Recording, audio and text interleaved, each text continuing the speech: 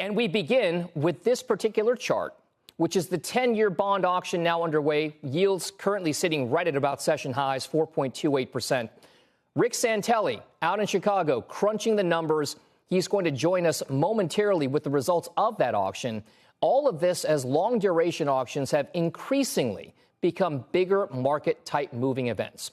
But what will we get today set the tone for yields from here going forward?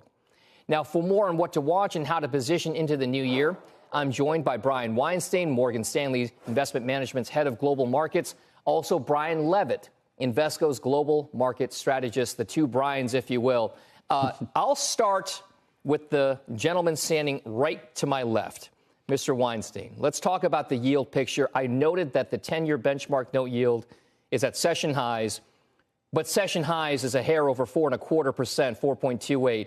It's a far cry from where it was at the cycle highs, maybe 5.02% this time around. Yeah. What do you make of the move? And is this a new regime for yields at these lower levels? Yeah, it's an interesting question. I mean, listen, we came a long way, right? No one thought we'd see 4.25 this year. Then we blew through it up to 5. And at 4.25, 4.28, is it cheap?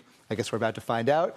I think it's a bit of a new regime, right? The Fed, even if they ease, they're not going back to zero. Inflation is still out there somewhere. Growth still seems strong. So I think it's hard. We had 10-year notes closer to 4.07 a couple days ago.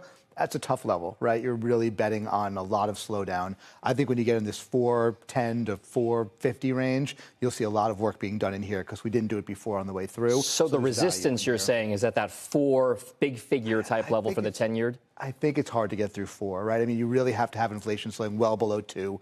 Maybe you have to have negative payrolls, a Fed that's easing very quickly. All things people like to discuss as we go into year end, but not things that are happening right away. Brian Levitt, how much has the interest rate narrative changed the investing landscape, specifically in the last few months? Because it feels like the entire market story, I mean, yes, it has been driven primarily by interest rates, but it feels even more so now with 10-year yields at 4.25% or thereabouts.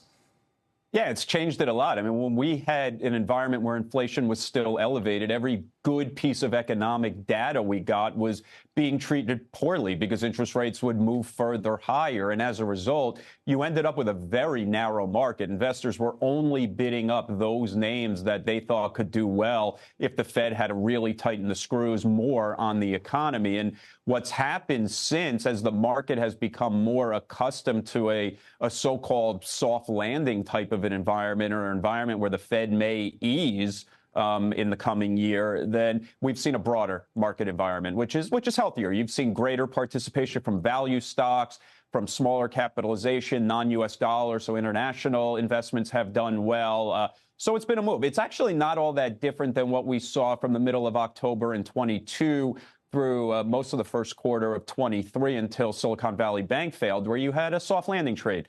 And then that became a lot narrower as interest rates moved higher. We've reversed that, which is nice.